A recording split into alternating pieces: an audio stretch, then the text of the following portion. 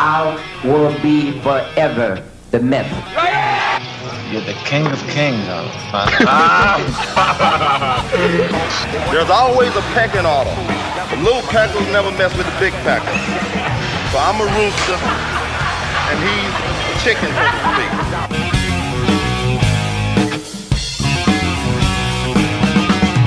Welcome to the Bodybuilding Legends Podcast. I have a very special guest with me today, Mr. Vinny Galanti. And Vinny is an old school bodybuilder, and he has been competing for a long time. He's a professional bodybuilder, still competing. Vinny, welcome to the show. Thanks, John, for having me. Really appreciate it. All right. Well, Vinny, let's start at the very beginning, like we usually do.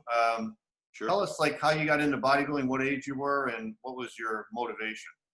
Wow. So, believe it or not, I grew up in Jersey City, New Jersey, and there were these two girls. I was about 15, 16 years old, and there were these two girls who did bodybuilding. Nobody knew what it was, and I would joke with them and said, I would just come out and go, I'm going to be a bodybuilder one day, and they would laugh at me, and I would say, no, seriously, I'm going to be a bodybuilder. I want to do that, and that's the first time I ever heard of bodybuilding.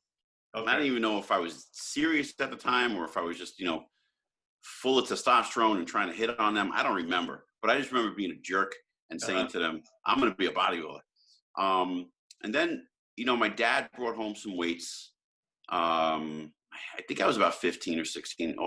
It's really close in that age group, in that time frame. And they were the metal weights where you had the little red clamp and a little metal thing, and you twist it hard, tighten the handles up. And they were the dumbbells, and I think I was doing dumbbell presses or flies, and it came apart, and the weights fell on my face. He got rid of them. Oh, and really? He got rid of them real quick, and he brought home a solo flex machine. Okay. I don't know if anybody would remember that. Yeah, I remember that. It was ahead of its time, and they were ahead of its time in the sense of they had resistance bands, and so each band was a different resistance, and it would go up from 5 pounds up to 100 pounds in resistance. And I worked out on that for a while until I found out that my next door neighbor was the grandfather to Billy Schultz, who owned Billy's Gym in Bayonne, New Jersey. And I wanted to go there so bad, and my father wouldn't let me. I was too young. And me and my friend Dino Nerney would take the bus every day to Bayonne during this time to attend karate classes. Okay. And we would take karate, and it was okay. It wasn't my thing. Yeah. One day I walk out of the gym, and I every time I've been in this karate school, I never saw Billy's Gym across the street, and I was like, oh my God, that's Billy's right there. And how did we never see it before? And we both walked across the street. I walked in. This was like September, October of 1983. Okay. And I just fell in love with the sound of the cast iron weights and the smell of the rubber on the floor, and just the whole, I could still smell it, the old-fashioned wooden paneling on the walls, and right. Just guys just cranking it out. And how old were you at this time, Vinny? I was, I don't want to say 16. Okay. I was about 16. Okay. And walked in there, and they wouldn't let me work out because they said you had to be 18. Okay. And I talked to my father.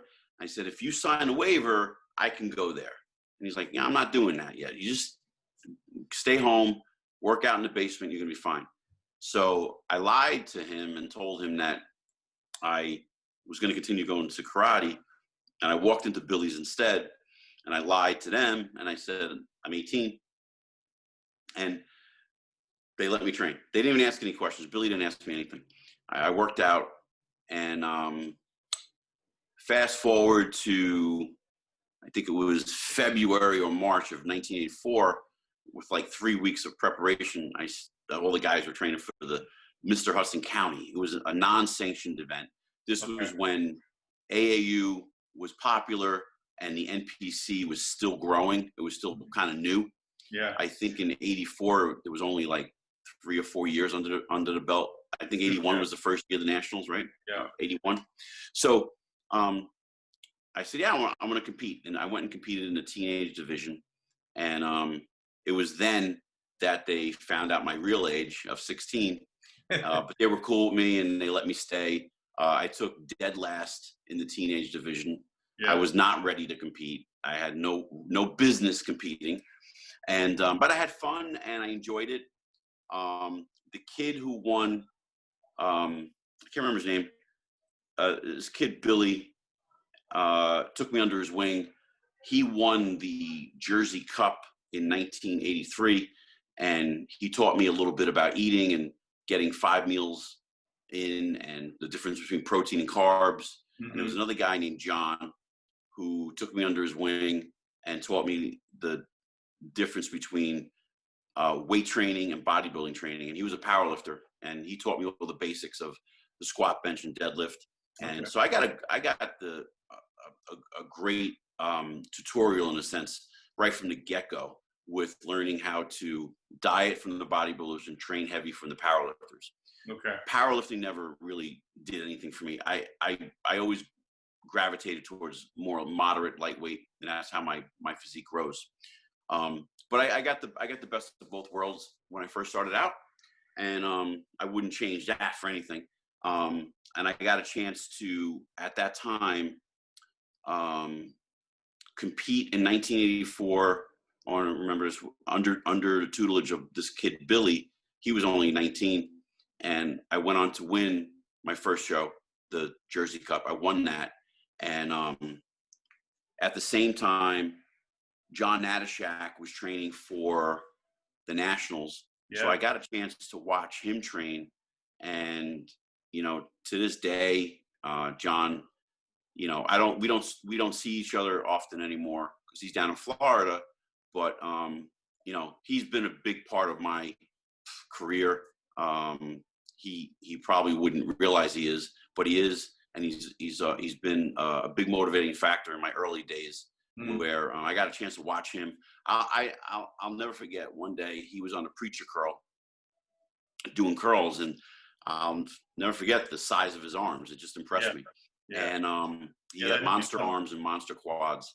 That had to be something to see, seeing a guy training for the guy who won the Nationals in the universe, and you're only a kid. So that had to be something to see in person. Yeah. Yeah, and I was a kid back then, and all the guys broke my balls, and they teased me a lot. And, you know, I was that kid who had a lot of dreams and aspirations, and they laughed at me.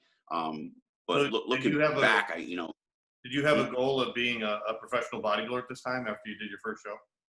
No, I knew nothing about it. I didn't have a clue about it.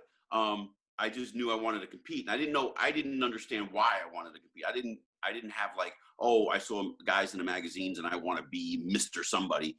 I just knew that I wanted to be a bodybuilder. I had no idea what that meant. And so I continued to work out and train and do some teenage shows. I was fortunate to, I think I placed 4th in the Teenage New Jersey and 2nd in the Teenage USA. And then it wasn't until Gus Salerno, who was our chairman in New Jersey. So you're talking about old school now, right?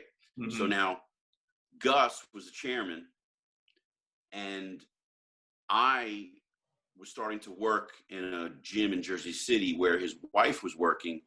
But at the time, Gus was involved with some stuff, and he was in jail, and I'll leave it at that. And through jail, Gus would then put my program together every time his wife, Patty, would go visit him. And she'd come back every Monday with a new program because we would do Polaroid pictures. Probably nobody even knows what that is today, right? The kids, young competitors today don't even know what a Polaroid is. So we would do Polaroid pictures. She'd go on a Friday, she'd come back on a Monday with a new program. And the show today is called the Kemper Classic, but formerly it was known as the Suburban Bodybuilding Championships. And I went into that in 1989. And I would say that was my first real prep in 1989. I would say from soup to nuts, where I followed off-season program right to the day of the contest. And so I went into it and I won the middleweight and the overall with the help of, I would say, my first coach, which was Gus Salerno. And he was in jail at the time. And it was just a great story, right? Yeah. So how old were you at that show, Vinny? I think I was 89, 20, 21. Okay, so you're out of the teenage. Yeah. This is my first men's show, but I went into the novice. I won the middleweight and the overall. And that was, it was kind of cool because at the time we had a magazine called MTI, Muscle Training Illustrated. Yeah, Dan Laurie. And I had the pleasure of, I shouldn't say pleasure, I had the, I was grateful that I got into the magazine. And I remember somebody I knew got me in the magazine. It was a girl I knew, and her mom worked for the magazine for Dan Laurie. Oh, wow. And they gave me some weird nickname. I can't remember what it was, and it stuck for like 2 years. I was like, I was like really weird. I didn't want to be. I think it was like, Jersey Thunder or something like that.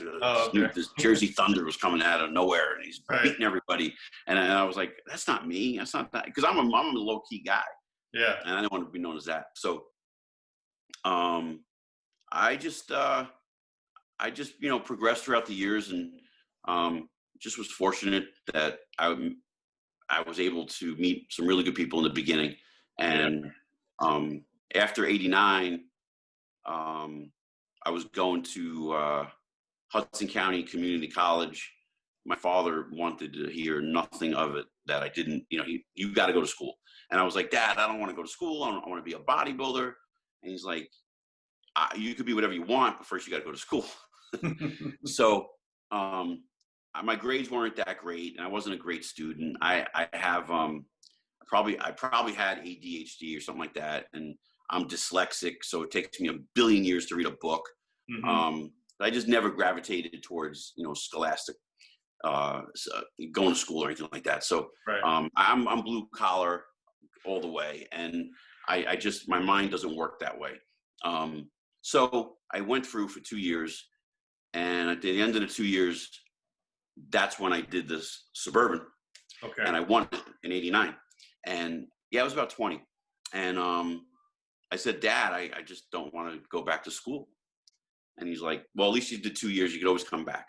And then my bodybuilding career kind of like little bit took off after that. And I got some little sponsors here and there, and then continued training, working. And in 1991, I did the New Jersey Championships for the first time, and I took 10th. Wow. And I took 10th because I'll be the first to admit it. I actually kind of got a big head, and I kind of got cocky, and I thought, I'm going to just win this. And I got clobbered. I mean, I walked in that show thinking I was going to win it, and I took dead last. I just got destroyed. And it was, what's that? Who won the show? Do you remember? I don't remember. But it was a humbling experience. It was embarrassing. I said, I'll never let that happen again. And I came back the following year, and I won my weight class in 1992. And a week later, I won my first national title at the Junior USA. And that was the first time I went to California. Wow. And and it was kind of cool because, back in the 90s, if you won something from New Jersey or New York or even Florida, when you go to California, and you have, I think Flex Wheeler walked up to me and he said, yeah, man, your name's been kicking around here for a while. I'm like, you heard of me? Wow. I had no idea. And it just made connections with, I remember training with Chris Cormier and Tom Prince and Lee Priest a little bit. Paul DeMeo was out there. So I got the chance to hang out with those guys and train. And then I came back in 93. What did you go to California for? Did you go out just to hang out and meet some people, or? So when you asked me the question a little while ago about, what did you want to be a professional bodybuilder? Yeah. I had no idea what I wanted to do when I was 16. But as it developed, I started to understand that this was a business, and I would promote myself and market myself, and I would put these little packets together and introduce myself in a letter, and I would send that letter to all of the editors, Muscle and Fitness, Flex Magazine, Iron Man, Muscle Training Illustrated, Muscular Development. I would just send them to all of them, Right. and nobody would ever contact me back. And I just looked at it as a way to get my name out there. And we didn't have social media, we didn't have emails, we had nothing. How are these people going to know who I am? And then I met he was an actor. His name is slipping he used to go to the Night of Champions all the time. Okay. Gregory. He passed away. Gregory Hines. Who? Gregory Hines. Gregory Hines. He was a big fan of bodybuilding. Yeah. I remember going to a show. I don't think it was a Night of Champions yet, but he said he saw me compete in a local show because he was a big fan, and he put his arm around me and he said, "My young man, you have to look at this as a business, and you have to make the right contacts." And it was just like small little talk like that. We're talking to Gregory Hines for 3 minutes. And I just went to work, and I said, I'm going to make sure these people know who I am. Wow. And I'm going to make sure not only are they going to know who I am because I'm writing to them, but I'm going to win titles. Yeah. I got to win titles. As I say to guys, young guys today, they're on social media, and you see this all the time. All right, that's really great. And I joke around a lot in some of my posts about having a lot of likes and a lot of followers. And that's great, but what is that doing for you? And if you have a company that wants you to promote them for free and only have them give you free product, you're only making that company rich. You're not doing anything for yourself.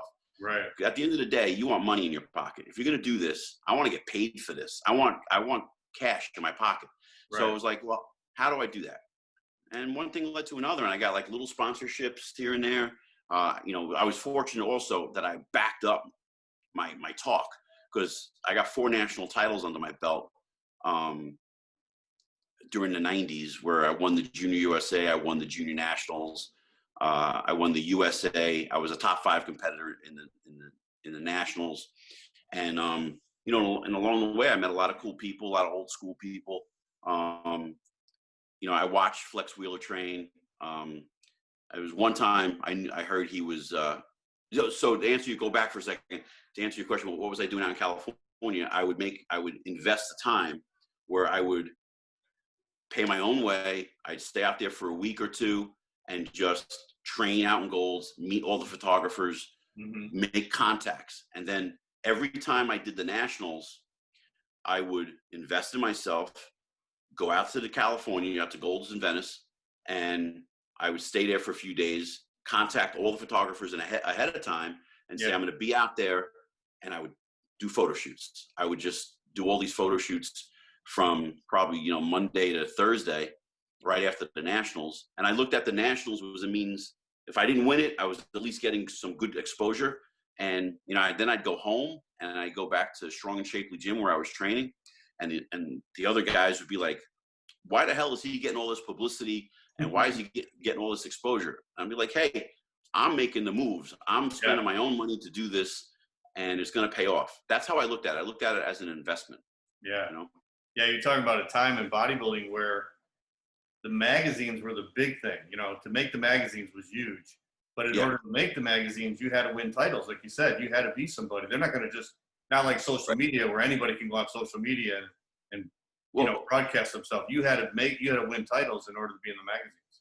Yeah, and you had a few guys that graced the covers of magazines and had articles that never stepped on stage. It's always been that way. Our sport has always been that way. But I never had the physique. If you saw me in the off season, you would think like, oh, you look kind of like a powerlifter, like you're a big guy. But I'm a little more thicker in the midsection in the off season. I have to diet really, really hard. And at the end of the day, I'm not left in a negative sense, but I end up with a classic looking physique. You know what my physique looks like, small waist. Right. So I'm not getting into a magazine just because of what I look like. I knew that I had to get into a magazine. The only way I could get into a magazine is by winning titles. And I remember Sean Ray telling me that after I won the USA, he goes, you can milk this title for the next 3 to 4 years if you play your cards right. Mm-hmm. And I did. I did the nationals after that, and I had a difficult time making the weight class, the middleweight class, but I still got into the magazines because of that, exposure I got from the USA the year before. Yeah. And I just parlayed it into every year. I would just make the time. And also, I made the time to respect the photographers. I got to know them. I got to know what they liked. You know, if one particular photographer liked, one in particular, I'm not going to mention his names, but because it's not a bad thing, but he liked cans of Budweiser. So I literally would bring a couple of cans, 2 cases. I would bring not 2 cases, 2 6-packs of Bud to a photo shoot when I would do it with him. And he would sip on them and he'd be so thankful for it. Yeah, another photographer I knew he liked crumb cake, and I would bring him a cake, and he'd be like, well, nobody does this. I would, yeah, but I want to make sure that you know that when I'm coming, we're going to have a good session and I'm going to do good work for you. I want to look good in the magazines. Right. And, because John, it was different back then. I could call up a photographer like Irvin Gelb. He was one of the best. I would shoot with him all the time. And I'd call Irvin, hey, Irving, I'm coming out this week. And he'd be like, okay, let's set it up for this date and this time. Yeah. And then he would then sell the pictures to the magazines. So I was able to do an actual photo shoot. And then if I got on the cover or got in a feature, I'd get paid on it. But today, I laugh at it a little bit. Like, these competitors are like, yeah, I just did a photo shoot. No, you didn't. You paid a photographer to put pictures together that will never get into a magazine. Right. Now, on the other hand, you could say, oh, but you did the same thing. You paid your way to go to California. Yeah, I did, but I knew I was getting in a magazine. Right. I knew I was getting featured. And those features led me to travel around the world, which I don't see happening with a lot of competitors today. I don't see that. Let me back you up a little bit. You said the one year you went into the jersey and you got only 10th. What year was that, 91? That was 91, yeah. Okay, so then you came back the next year and you were much improved. And yeah, in 91, that was I did the jersey, and the junior nationals was also in New Jersey, and I did that, and I got a chance to see Paul DeMeo, Kevin Levrone, and all those guys, and it was oh my God, that was like another world to me. Yeah, I was like, I thought I was good, and I see these guys, it was another level. And I thought I had taken my training and my nutrition serious, and I realized I didn't. And I just applied myself the whole year. I was just like laser like focus, and it was prestigious back then to win the Mr. New Jersey, the New Jersey State Championships. It was prestigious. Yeah. Because it was like an unwritten rule in New Jersey, even in New York, and there was a lot of battles and a lot of animosity between New York and New Jersey. The guys hated each other. We just wanted to be the best. Mm-hmm. And there was some nasty, really, really good competitors that came out of New York. And I think that if they weren't there, they wouldn't have brought the best out of the guys in New Jersey, and vice versa. Yeah. But we all get along. It's all good stuff. Yeah. But I just had like laser like focus for the New Jersey in 92, and I won my class, and this guy Brian Nixon won the overall. He was just untouchable that day. Mm-hmm. And Derek Whitsett, rest his soul. He's not with us anymore. He won the light heavyweight class, and then I went on to win the Junior USA a week later. So it was a good week.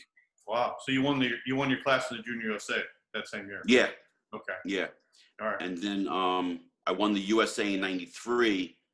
And in 94 and 95, I was having a difficult time making the middleweight class. Up until this point, I never even thought of a weight class. I would just train for a show and I would just, either top 5 or win my class, and win overalls. I never had a problem making a weight class until the 94 nationals, when I was about 180 pounds, about 5 days out. And I was like, oh, what do I do now to get down to 176? I never experienced this before. I came into the contest a little flat, and I thought I did things wrong. I didn't do anything wrong. It was just that I grew, and I needed to make the weight class, and I didn't know how to do it.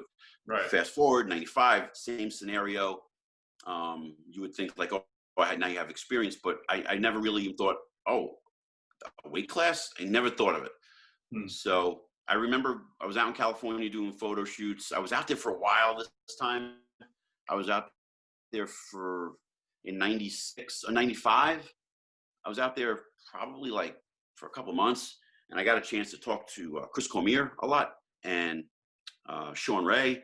And Chris had suggested to not compete at all in 1996.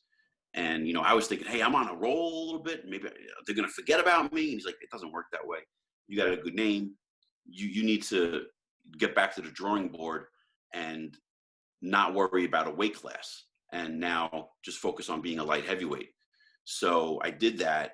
And in 1997, I went back. I don't want to say backwards, but I kind of took a step back. I went to the junior nationals first, and I won my weight class there as a light heavyweight, and then went to the nationals right after that, and I took 4th. And that was my first year as a light heavy.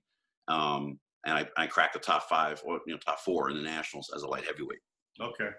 Yeah, back then, that's when everybody used to do the Junior USA, Junior Nationals before they went to the USA or the Nationals, because everybody had you had to prove yourself at the national level. So you would always start with junior shows first, right? Yeah, it was nasty back then. The guys just brought a different level of conditioning. I'm not mocking or taking away anything from the competitors today, but like what Dorian Yates said about Brandon Curry, that he wouldn't have made the top 6 in his day. There's a lot of guys today that wouldn't have made the top 5 in the nationals back in the 90s. And there's no mock on them. I think things are different today. I think they diet different. We suffered a lot more. We did things to really get our skin super thin. I'm not sure what they do today. The condition I brought at the Masters Pittsburgh Pro last year, a lot of people were like, what the hell was it? How did you get that hard and grainy at 53 years old? And I'm like, because I'm from the 90s and I had a diet. Right.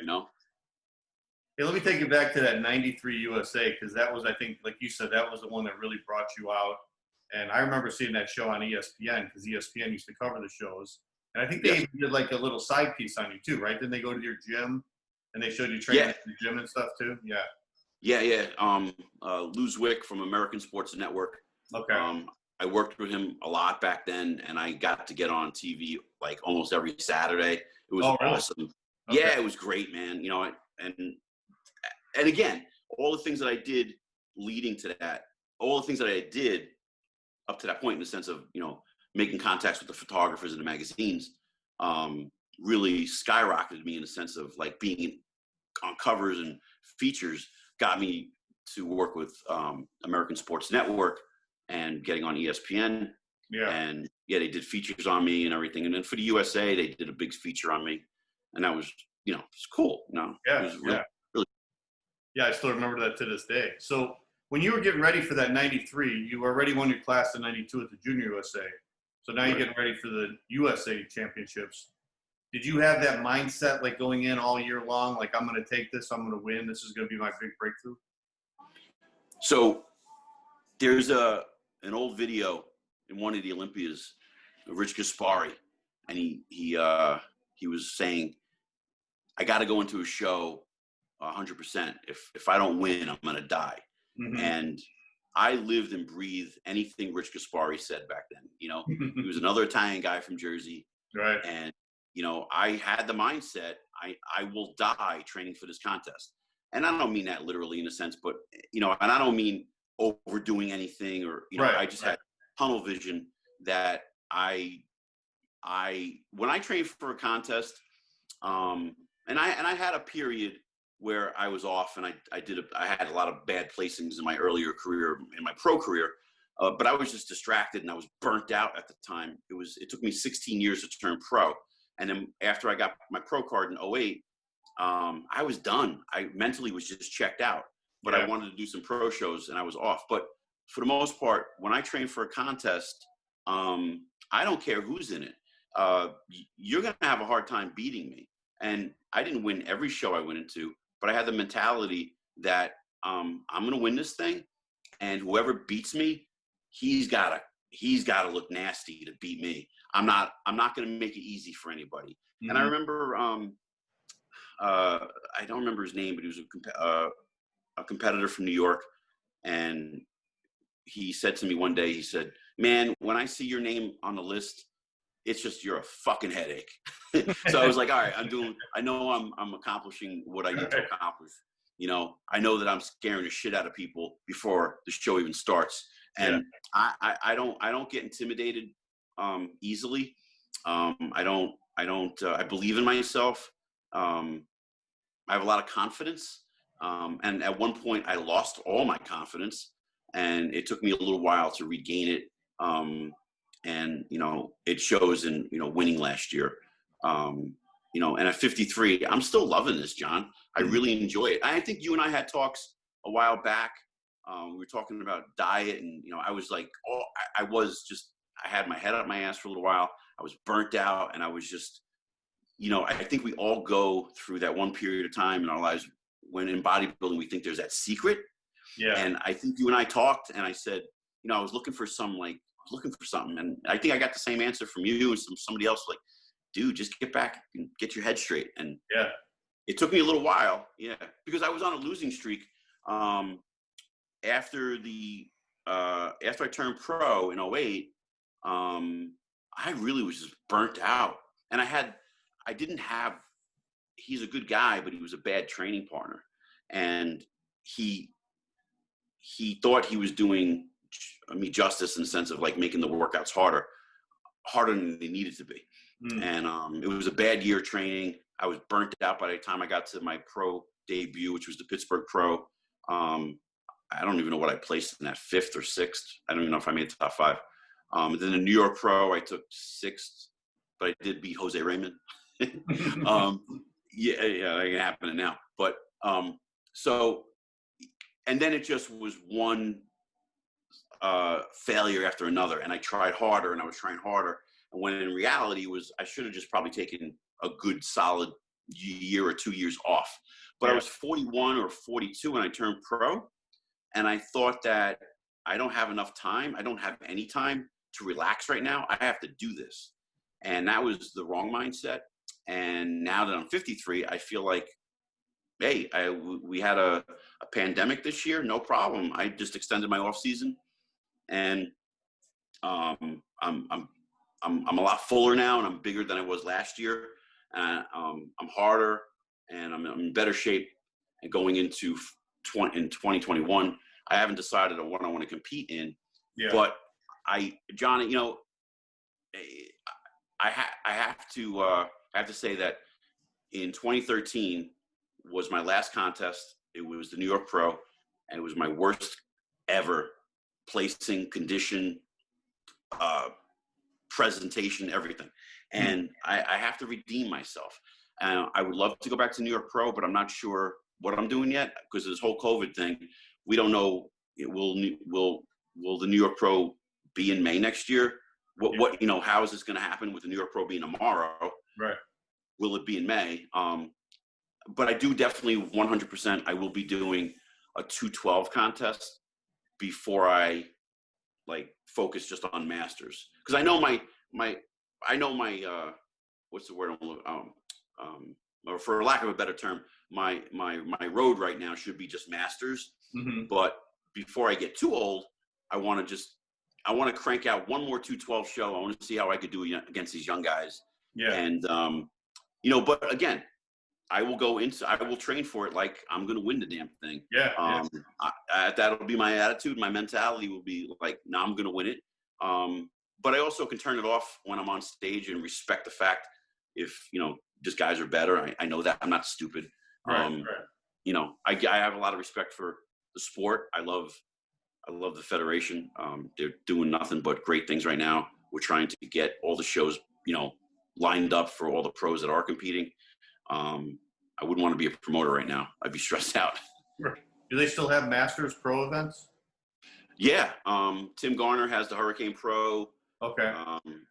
Gary Udit this weekend is the Masters Pittsburgh Pro. Oh, he holds the pro with the amateurs, right?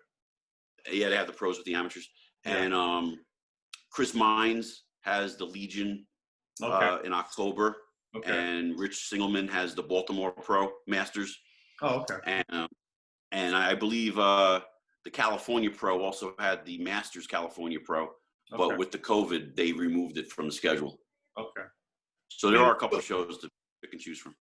Let's go back and talk about your training and your diet, because I'm sure it's evolved since you were a teenager. But let's go up to the early 90s when you were going to these national level shows. What kind of training were you doing? Like you said, the heavy training really doesn't work for you. You go more light and moderate, right? Right. I knew from an early age that when I would get under a bench press, my shoulders would just hurt. My elbows would hurt. But when I would pick up a dumbbell, I wouldn't feel it in a negative way. I would get a tremendous pump in my chest. Okay. So I never followed the you must do this. You have to do this. Yeah. I never did that. I just did my own thing. And I knew that a 12 to 15 rep range would work for me. And I knew that isolation works best for me in the beginning of a workout, and compounds work at the end of a workout, which is the opposite of what you're taught. Yeah. I could end my workout on the bench press with 185 pounds for 4 sets of 12 super slow reps instead of trying to go from 135 to 315. That wouldn't work for me. But if I could grab 185 at the end of the workout and just squeeze everything and just work slow, I get a great pump and my chest would be full and round. And I never would jump on the bandwagon of no, I got to lift a lot of weight. Did I lift heavy weights here and there? Absolutely, like we all have. Yeah. But for the most part, my training has always been more moderate weight with 12 to 15 rep range, and high volume too works really, really well for me. But now that I'm 53, sets of body part when you say high volume? What's that? When you say high volume, how many sets per body part? I could do anywhere from 16 to 25 sets. Okay. And I'm the kind of guy who grows when I go into a show when I'm dieting. I'm not saying I'm Kevin Levrone. I'm not saying that, but I'm like a Kevin Levrone in the sense of I respond way better training for a contest than in the off season. Off season, my waistline is a little bit thicker. My shoulders are a little more narrower. And then when I start to diet, my waist comes down, my shoulders come out, I get more fuller and rounder. So, I know that. And we all play head games with ourselves, right? When we look at each other, when we look at ourselves and go, I can't be ready for a show. And it's 4 months from now. We all do that. Right. But you know what, John, since now what I've learned, I keep my rep scheme really low, around between 6 and 8 reps in the beginning of all my exercises. So let's say for conversation's sake, I'm going to do a dumbbell incline chest press. All of my sets will be 6 to 8 reps. Okay. And then when I know I'm going to go into my work, I call it my working sets now. That's when I use a 12 to 15 rep range. You might think 6 to 8 reps is like a waste of time. But for me, I'm dealing with a few things. I had rotator cuff surgery on my right shoulder. I have 9 screws here, and I have 5 screws on this shoulder. So I got to warm up really good. And I noticed that as we've gotten older, and this applies, I think, to a lot of guys over 40, over 50, that when we're younger, when we go to train, we can feel the muscle regardless of the weight. We can feel the muscle. But as we're older now, especially for me, so I'm going to say that I think a lot of guys should be thinking of this, that you need a lighter weight and you need to flush the muscle and focus on getting that muscle engorged with blood before you start increasing the rep range and the weights. Because for me, when I pick up a weight that I used to use 20 years ago, I feel it in my tendons and my ligaments first. Yeah. So I'd rather go a little lighter. I train actually a little lighter than I used to, but then I actually end up training heavier now than I did years ago, which is kind of weird, right? Yeah, that's interesting. So you pump up the muscles first, and you're protecting the tendons and the joints and everything, getting the muscles engorged with blood. And then when you got that great pump going, then you go a little heavier with weight, which is going to stimulate the muscle growth. That's interesting. Yeah, and I think it's given me a fuller, rounder look that I've never had before in the off season. And I'm really, really paying attention to my nutrition this time. Am I going to lie? I'm not going to lie to you and tell you that I don't eat cake every once in a while and have some pizza. Sure. But for the most part, my nutrition is better than it's ever been.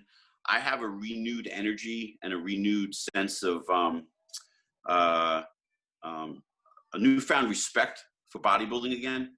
And the one gripe I will say is that I won the over 40 and the over 50 Masters Pittsburgh Pro last year. And then 3 weeks later, I won the over 50, the Hurricane Masters. And then, okay, nobody really, all right, that's nice. Vinny Galanti came back and he won those shows, right? But then there's these guys who are over 50, not even cracking the top 5 in the 212s. And they're talking about like they're the best 50-year-olds. That pisses me off because those guys didn't step on stage with me in a Masters show. But because they did okay in a 212, they're all of a sudden, they're great over 50 guys. I'm not, no disrespect towards them, but it's the media that pisses me off that says, like what? Because I'm in the Masters division, you don't pay any attention to us. Mm-hmm. So I hope that with the name that I carry, I hope to help the promoters build on the Masters shows in the next few years. I hope that could be something I could help in the sport.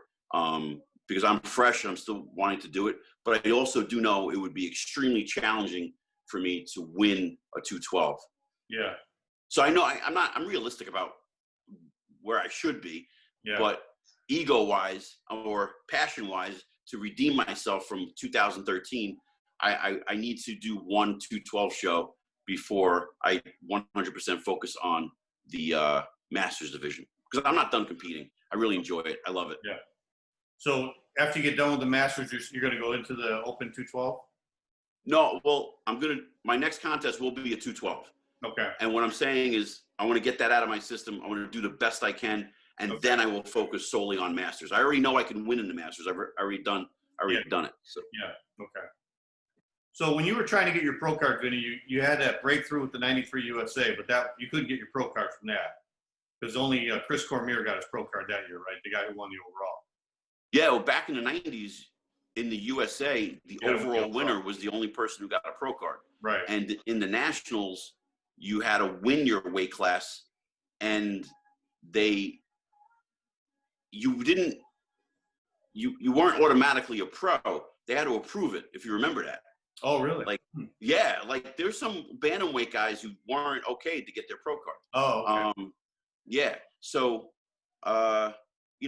in my era, you had to win to turn pro. Yeah. I was just having a conversation about Danny Hester just the other day. So our gym's just opened here in New Jersey on Tuesday, and this kid comes up to me, a young guy. He goes, "Hey, I saw a cover with you and Danny Hester." And we started talking. I said, "Yeah, I've been on a couple of covers with Danny Hester." And he said something about, "Oh yeah, he got his pro card the easy way."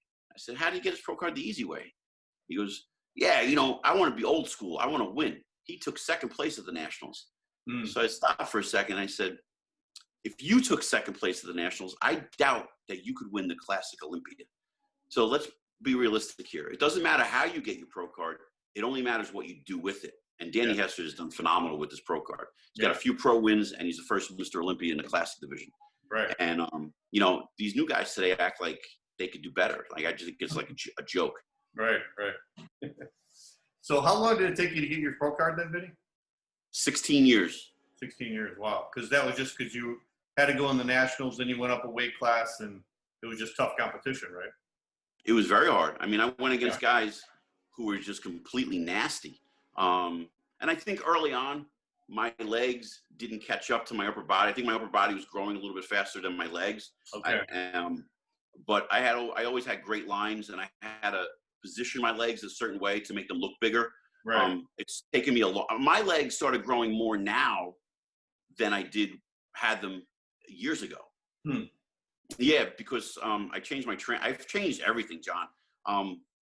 I train differently. I train my legs completely different than what I used to. I do a lot of Bulgarian split squats now, and believe it or not, squats don't really do anything for me.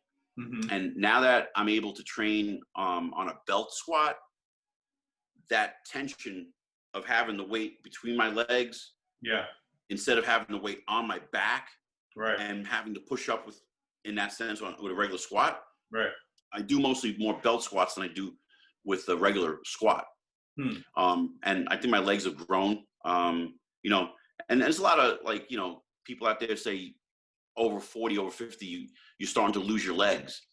And I think a lot of guys do lose their legs because they don't change their training. And I think going back to what I was saying before, and you know what, whoever's watching this could say out loud to themselves, what he's saying right now is all bro science.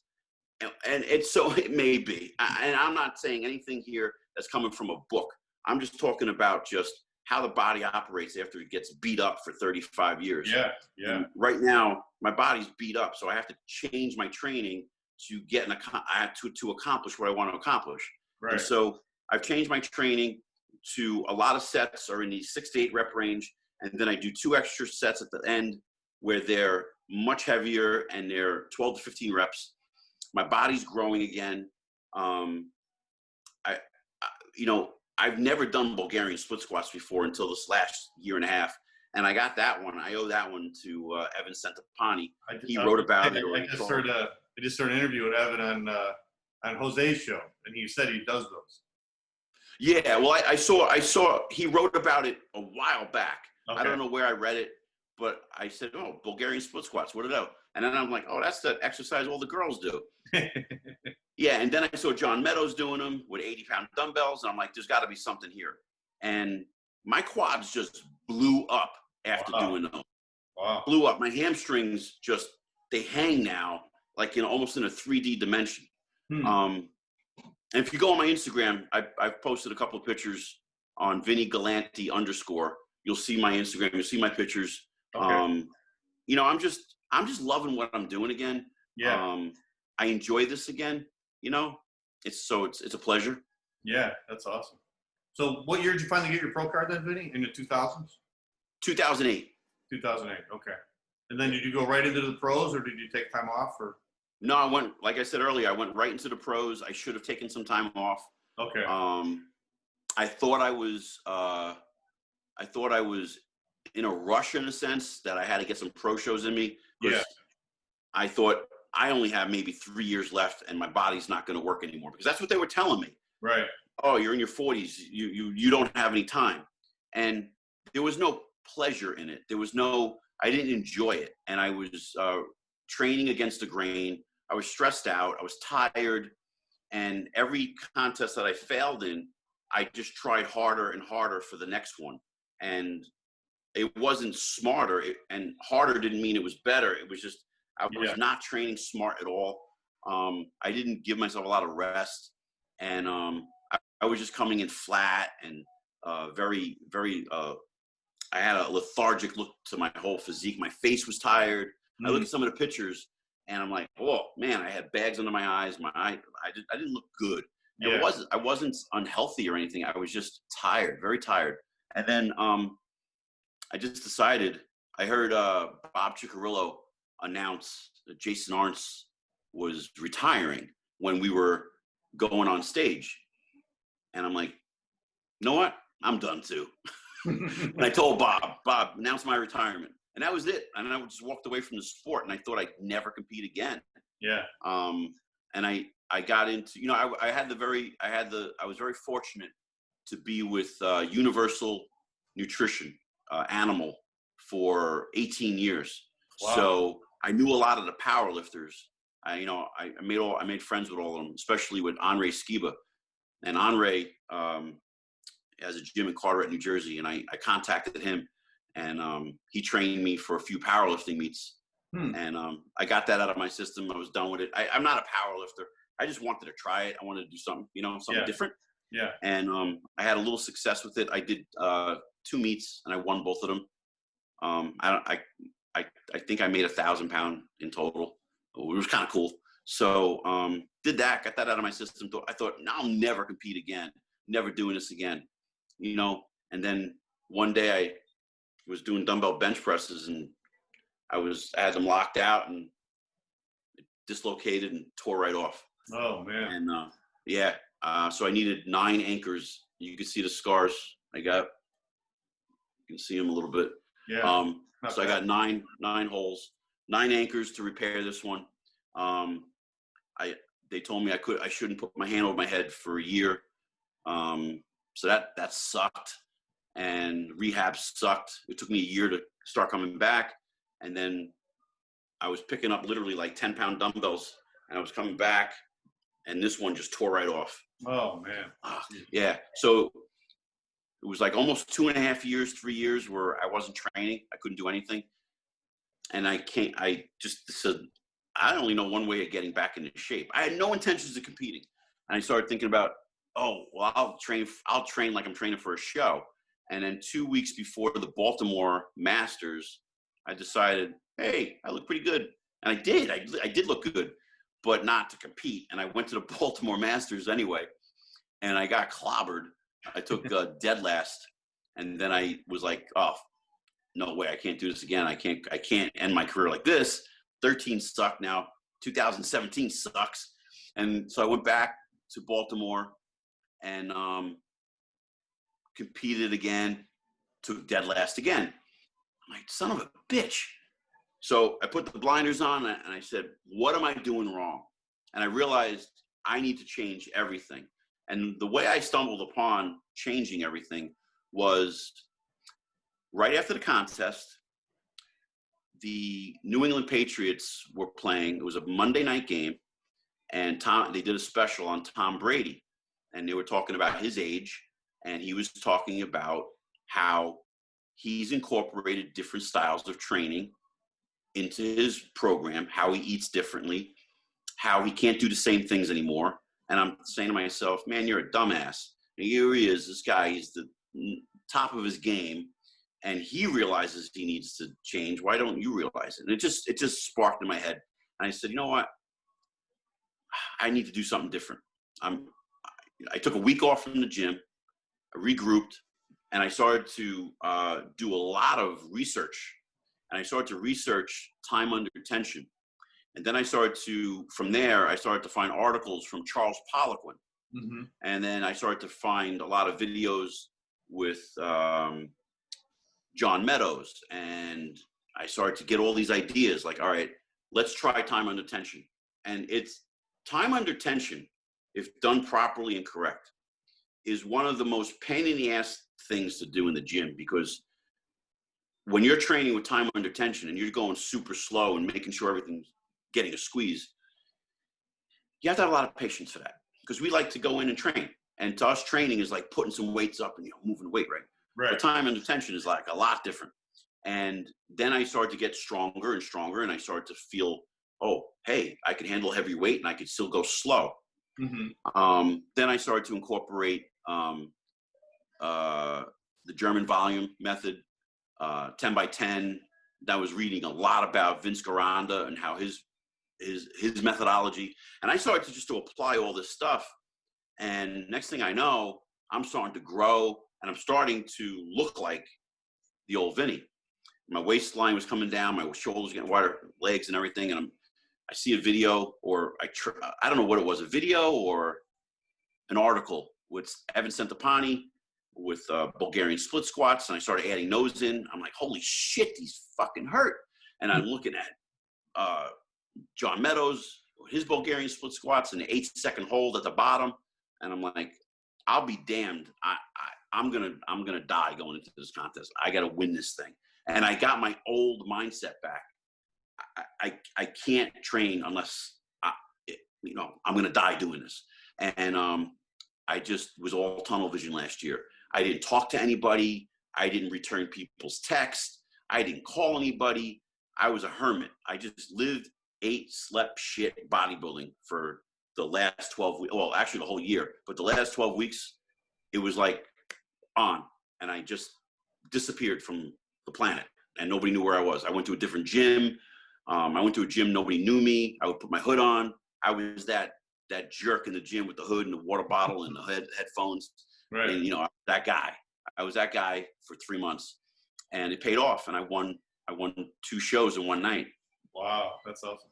So explain to our listeners what time under tension, how that affects the muscle differently. Well, for me, first off, I wish that I applied this when I was in my 20s, because it would have saved me from having aches and pains now. Okay. And, when you're 20, 25, 30 years old, these guys roll their eyes and say, hey, ain't gonna happen to me. It's gonna happen to you. Because when you're 50 and you still want to train, you're gonna be like, oh my God, my elbows, it's hurt. But time under tension basically is taking a weight. For me, time under tension is 4 seconds up, 4 seconds down.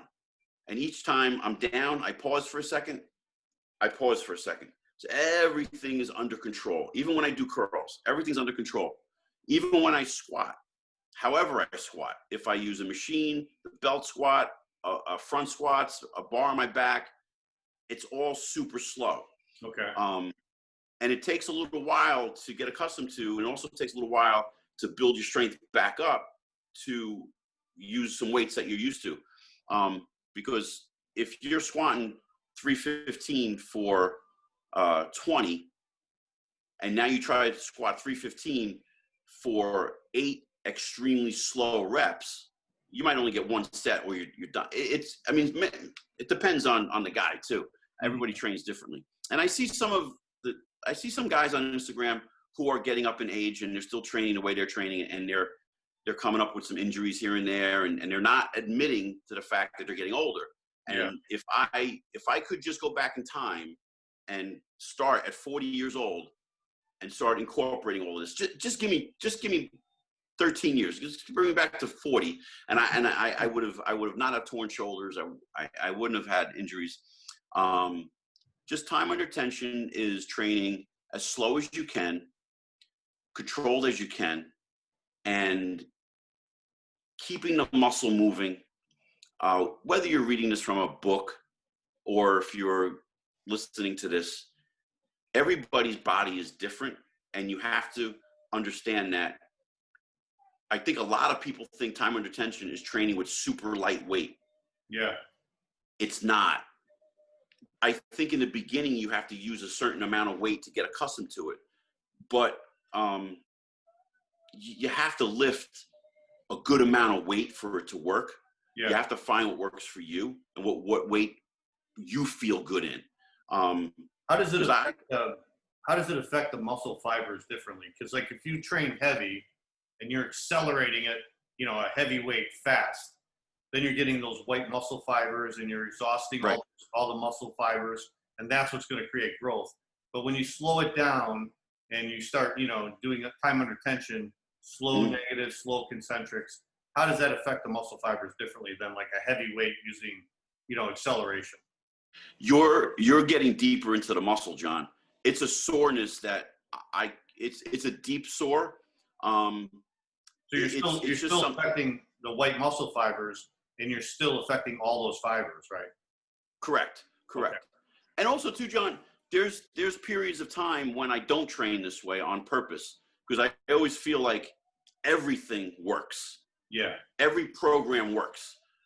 You have to find what works for you, but then sometimes I think the thing that works for you, you should give it a rest and for maybe 2 or 3 weeks, do something else. Right. Like I learned in powerlifting, about deload, right? You have a deload week. Yep. And I apply that in my bodybuilding training now, where I say, okay, instead of going super slow, I'm just going to do normal reps, and I'm not going to try to get a pump. I'm not going to do anything like that. I'm not going to go crazy.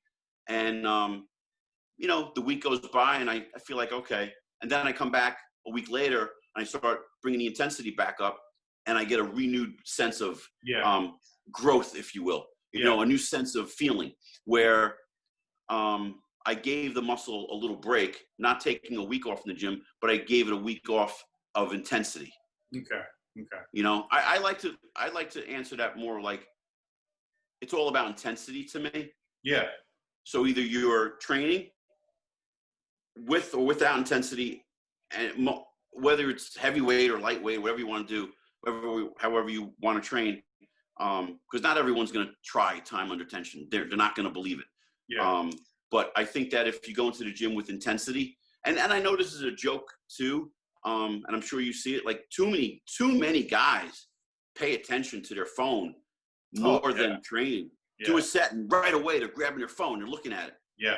The other day I was training legs on Wednesday, and I was kind of laughing to myself because I said, "Well, look at this.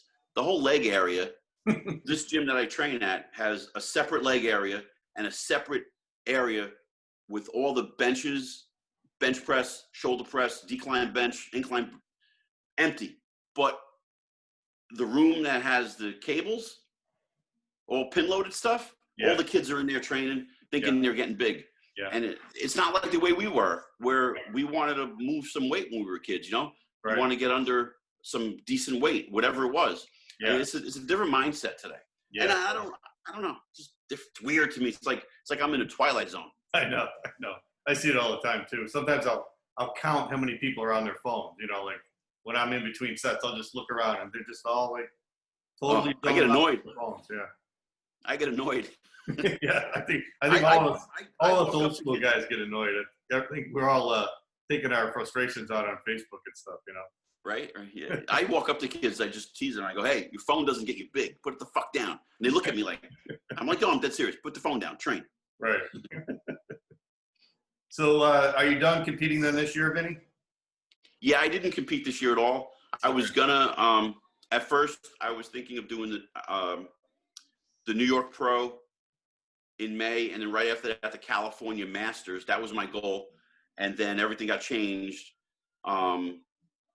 And then, New York got pushed to, I think, July. Yeah. And then it got pushed to September. And I was like, I don't know. I don't know if I want to subject myself to what I need to do to get ready for a show when there's a possibility it could get canceled. Yeah, right. So I just chose to I'm going to continue eating good. And I'm having a better off season because of it. Mm-hmm. So in hindsight, this is actually working out better for me. Yeah. You still look in great shape. You look really lean. I can see the veins in your shoulders. Oh, they're always there. Yeah. So it's all good. That was your trademark, right? The veins in your shoulders. I remember that. Yeah, they're always there. I think I have them when I'm really fat too. So. Right. All right, but it was great talking to you. It was great getting a chance to know about your career. And I love all that stuff you talked about, getting older with the training and stuff. That was really interesting. Yeah, I think we have to respect the fact that, some of the guys who are 40 and over, you have to respect that you're getting older. And you have to – the one thing I want to say, John, is I take 20 minutes to warm up. Okay. Every workout. Yeah. 20 minutes, 5 minutes on a bike or 5 minutes on a treadmill, just to get the blood flowing. And then if I'm training chest, and let's say I might do the same exercise as a warm-up, but I might pick 20 pounds for dumbbell chest press, just maybe 5 sets of 5. Okay. It's just loosening everything up. Yeah. And then I start warming up into the set. Yeah. It takes me a little while to warm up, but I'm having better workouts for it. And I'm realizing age is just a number if you play it right. Yeah. And I'm hoping that, you know, next year I have a good season in the 212s, and you know, I could do some damage there. Maybe crack top 5 in a 212 show. Yeah. That would be fantastic. I hope they don't hold my age against me. Mm-hmm. I don't think they will, but I just want to bring the best that I could be, not just for being 53, but just for being a bodybuilder. Yeah, that's inspiring. It's inspiring to hear that age is just a number and you're still going strong, and you know, you change things up a little bit and you're still making improvements. That's awesome. I think a lot of guys can keep going. It's the fact that if you have it up here in the sense of you're driven, you're focused, you're fresh, and you actually want it. Because if you're just going through the paces like I was doing when I first turned pro, you're going to come up short and you're not going to produce a good product. You have to be hungry and you have to respect the age factor, and not let it be against you, but make it work for you that, hey, I'm older, I need to train differently, and throw the ego out the fucking window. Yeah. Who gives a shit? Nobody cares about you taking 10 minutes to warm up. Nobody cares that you're not benching 315 anymore. Nobody really cares. Only you care. But if you could look in the mirror and go, holy shit, my body is changing and it looks better. Yeah. And that's really the bottom line in getting older as a bodybuilder. Yeah, I'm going to incorporate some of that myself, because I'm old school and I'm still training heavy, and you know, I've been lucky. I haven't really injured myself too much, but I think it's definitely good to mix it up like that, you know, and stop using the stuff we've been using when we were younger, you know. Yeah, like this coming week in September now, I'm actually going to stick with like an 8 rep range through all my workouts and not push the rep range. Okay. You know, I'm going to do something a little different this week. And then do you do that for a week, or do you do it longer? Do you do like cycles? It depends. I'm going to see how I feel at the end of the week. Mm-hmm. You know, because once I feel something, like this week when I did chest, I felt something in this elbow. It was a weird feeling when I was trying to do flies. And I'm like, oh, that's a weird feeling. All right. That's my body telling me, back off. Yeah. So you got to listen to it. And that's where the respect comes. You got to respect your body. You got to respect the warm-ups. You got to respect your body talking to you. You don't want your body screaming at you. You want it just talking to you. Because when it's screaming at you, that's when an injury's waiting to happen. Right, exactly. Yeah. Well, John, thank you so much for having me on. I really appreciate it. Thanks for being here, Vinny, and I appreciate it. And we look forward to seeing you progress in your career, and keep doing it for the old school guys, right? Here we go. All right. Thank you. Buddy. Take care, and I'll talk to you soon. All right. All right, buddy. Take care.